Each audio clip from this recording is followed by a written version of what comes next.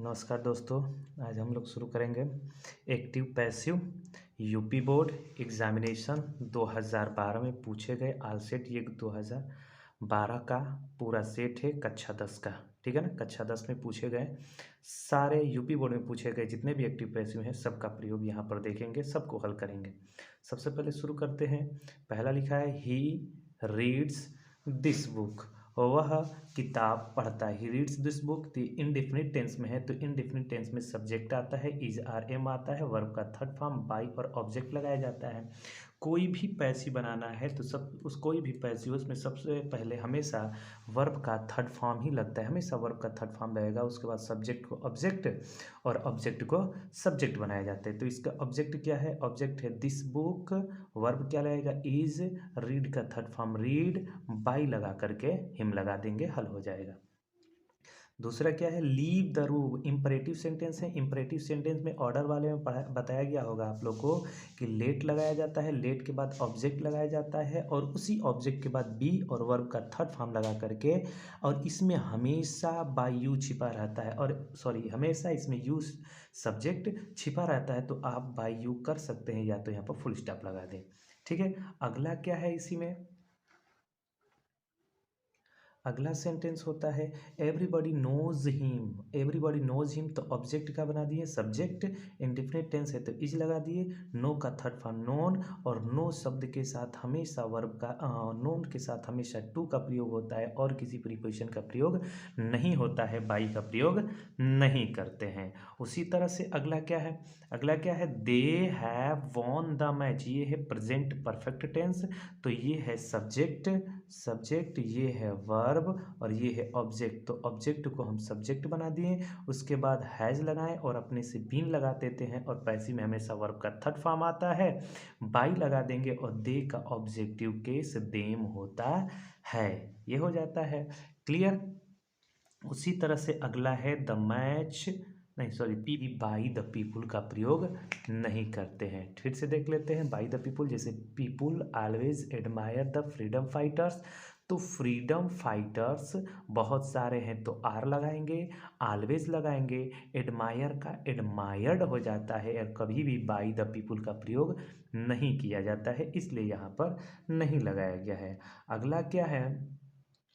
They will finish their work tomorrow, तो they will finish their work tomorrow, तो their work क्या क्या हो जाएगा? ऑब्जेक्ट देयर वर्क, विल लगा है तो विल लगाएंगे और अपने से केवल बी लगा दिया जाता है, और पैसिव में हमेशा वर्ब का थर्ड फॉर्म आता है और दे का ऑब्जेक्टिव केस देम होता है, और जो बच गया टुमारो को टुमारो लगा देंगे।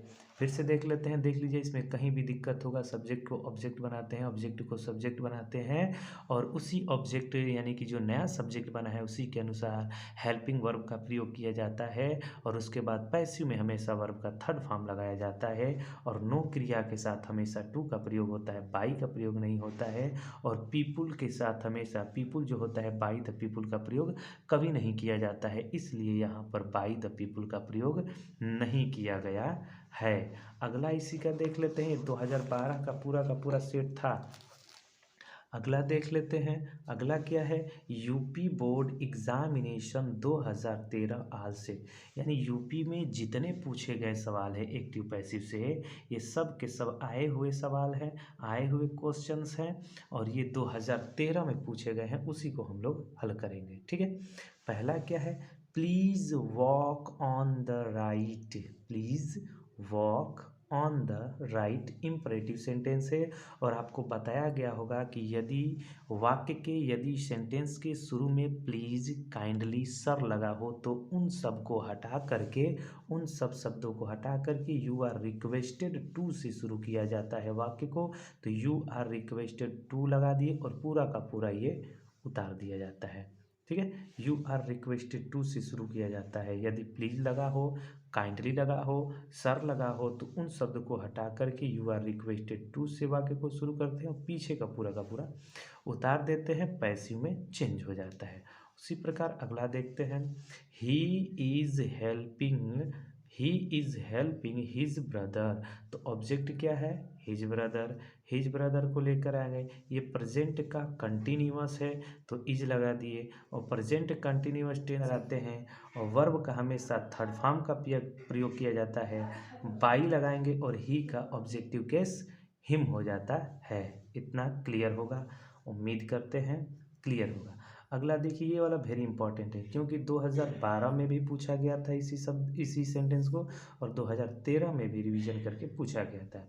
तो आप लोग भी इसको ध्यान से पढ़िएगा, हो सकता है कोई ना कोई चीज़ को पूरा हूबहू सेंटेंस उतार दिया जाए, हूबहू सेंटेंस 22 में भी पूछ लिया जाए। जैसे people always admire the freedom fighters, तो ऑब्जेक्ट क्या है, द फ्रीडम फाइटर्स, बहुत सारे हैं तो आर लगाएंगे।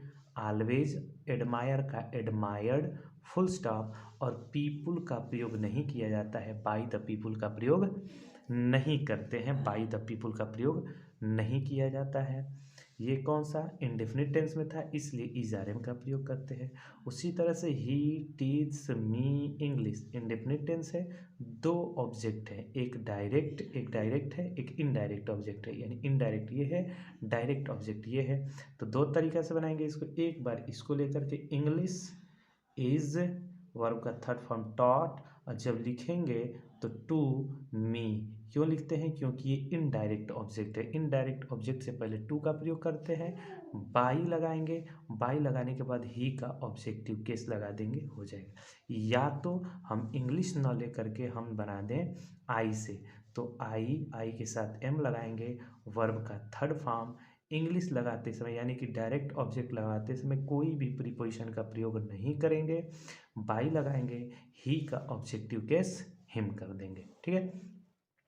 उसी तरह से अगला देखते हैं, डू दिस वर्क, यह करो, इम्परेटिव सेंटेंस, और इम्परेटिव सेंटेंस में आपको एक रूल बताया गया होगा, यदि सेंटेंस इनफाइनाइट वर्ब यानी कि फाइनाइट और नॉन फाइनाइट वर्ब पढ़े होंगे आप, यदि उससे शुरू हो तो उन सारे चीज़ों को यू आर ऑर्डर्ड टू से बनाते हैं, यू आर ऑर्डर्ड टू से बनाते हैं सेंटेंस को, you are ordered to this work करके बनाते हैं, ठीक है ना। यदि वाक्य डू दिस वर्क यानी ऑर्डर वाला है तो you are ordered to do this work. उम्मीद करते हैं 2012 और 2013 का ये पेपर था, आल था, पूरा सेट था, पूरा सेट ही था, और उम्मीद करते हैं आप सबको पूरा का पूरा आएगा। अगर कहीं दिक्कत होती है इसमें तो आप लोग कमेंट के माध्यम से पूछिएगा, और पूरा का पूरा सिलेबस चढ़ाया जाएगा इसी चैनल पे, सब्सक्राइब करिएगा। पूरा का पूरा एग्ज़ाम तक पूरा कराया जाएगा, ग्रामर और लाइव क्लास भी लिया जाएगा। धन्यवाद, थैंक यू फॉर